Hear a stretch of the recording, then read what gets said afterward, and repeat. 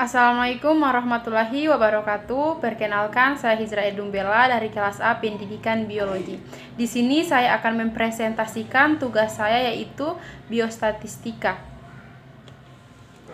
Nah, pertanyaan yang pertama yaitu jelaskan alasan penyajian data dalam bentuk daftar distribusi frekuensi. Nah, pengelompokan data ke dalam beberapa kategori yang menunjukkan banyaknya data dalam setiap kategori. Nah, distribusi frekuensi adalah susunan data menurut kelas-kelas interval tertentu atau menurut kategori tertentu dalam sebuah daftar yang dihubungkan dengan masing-masing frekuensinya sehingga memberikan keterangan atau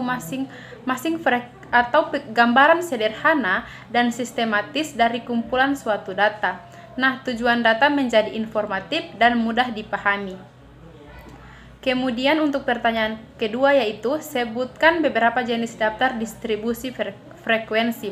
Nah, yang pertama yaitu distribusi frekuensi kategori, yakni distribusi frekuensi yang mengelompokkan datanya disusun berbentuk kata-kata atau kualitatif.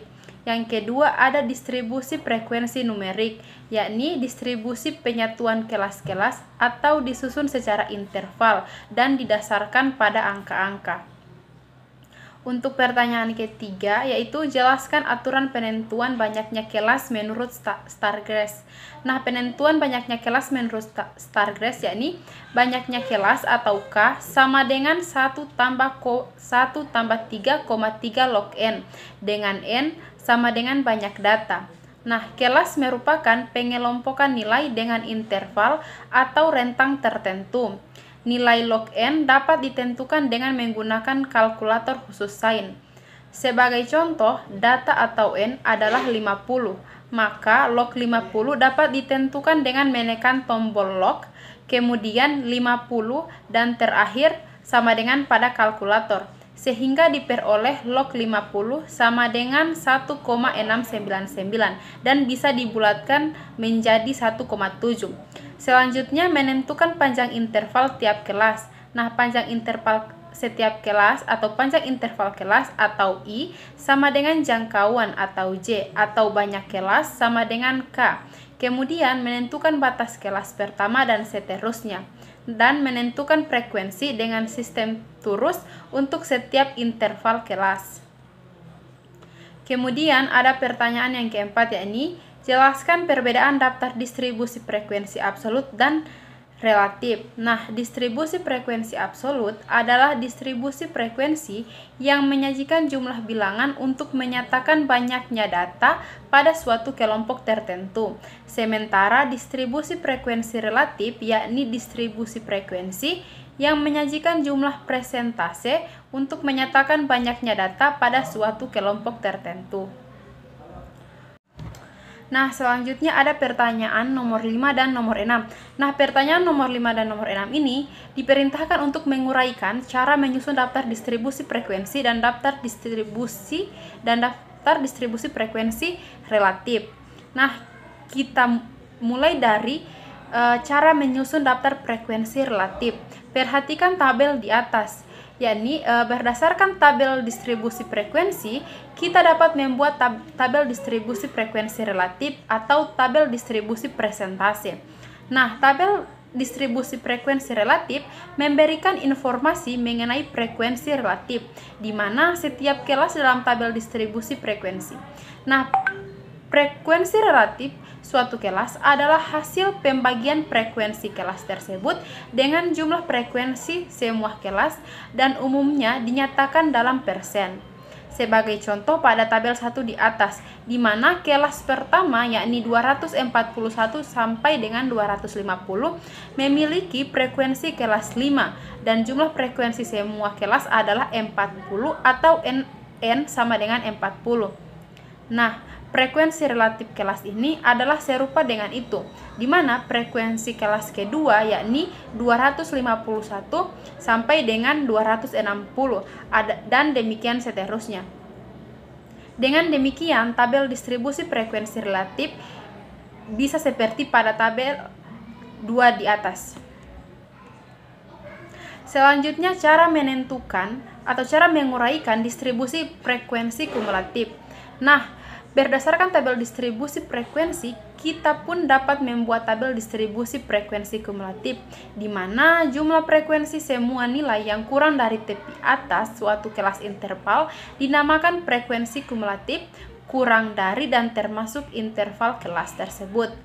Nah, tabel distribusi frekuensi kumulatif memuat frekuensi kumulatif semacam ini bagi semua kelas. Perhatikan tabel 1 yang sebelumnya. Untuk membuat tabel distribusi frekuensi kumulatif, kita menggunakan tabel bantu seperti yang di atas, yakni tabel 3. Di mana cara menghitung frekuensi kumulatif yakni kurang dari dan termasuk, yaitu masing-masing interval kelas. Dengan demikian, kita akhirnya memperoleh tabel distribusi frekuensi kumulatif seperti yang ada di tabel 4.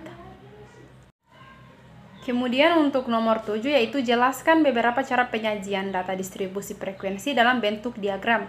Nah, yang pertama ada plot titik atau dot plot, di mana plot titik adalah grafik setiap data digambarkan sebagai titik atau dot dan sepanjang garis skala nilai-nilainya. Pada grafik ini ditampilkan data mengenai lama atau durasi, beberapa judul film dengan data mentah sebagai berikut. Itu di atas merupakan contoh dari diagram plot titik atau dot plot. Yang kedua ada diagram Pareto. Diagram ini adalah diagram batang untuk data kualitatif, di mana batang-batangnya disusun berdasarkan urutan frekuensi. Kelompok dengan frekuensi terbanyak diletakkan paling kiri, dan kelompok yang frekuensinya paling sedikit itu diletakkan paling kanan. Lihat contoh di atas. Kemudian yang ketiga ada diagram kue atau pie. Diagram ini adalah bentuk penyajian data kualitatif dalam bentuk potongan kue, di mana potongan kue dibuat profesional. Sebagai contoh, lihat gambar di atas. Yang keempat ada diagram pencar atau scatter. Diagram pencar ini digunakan untuk menyajikan pasangan data atau X dan Y. Dengan melihat tampilan pada diagram pencar, maka dapat diketahui secara umum bentuk hubungan antara dua kelompok data. Misalkan X adalah data tentang berat badan dalam kilogram dan Y adalah data tentang tinggi badan dalam sentimeter. Nah, kedua data ini berpasangan, artinya setiap pasangan diperoleh dari orang yang sama, seperti X sama dengan 45, 56, 50 sampai dengan 86. Sementara untuk Y yaitu 150 cm sampai dengan 175 cm. Kemudian untuk nomor 8 yaitu bagaimana cara membuat poligon frekuensi. Nah, poligon frekuensi yaitu grafik garis yang mengaitkan frekuensi kelas dengan tanda kelas. Ia dapat digambarkan dengan menghubungkan garis lurus yang melalui titik-titik pasangan frekuensi kelas dan titik tengah atau tanda interval kelas. Lihat gambar di atas, itu merupakan poligon frekuensi. Kemudian untuk nomor 9 yaitu sebutkan 7 model kurva frekuensi. Nah, yang pertama ada model simetris atau lonceng, yang kedua ada model tidak simetris atau condong, yang ketiga ada bentuk huruf J atau J terbalik, yang keempat ada model bentuk huruf U, yang kelima ada bentuk bimodal, yang keenam adalah ada bentuk multimodal, dan yang ketujuh ada bentuk uniform. Pertanyaan terakhir, jelaskan model kurva yang akan terbentuk dari daftar distribusi frekuensi kumulatif. Nah, model kurva yang akan terbentuk dari daftar distribusi frekuensi kumulatif adalah kurva Ogive. Nah, seperti gambar di atas, itu merupakan kurva Ogive. Demikian presentasi dari saya, lebih dan kurangnya saya mohon maaf. Wassalamualaikum warahmatullahi wabarakatuh.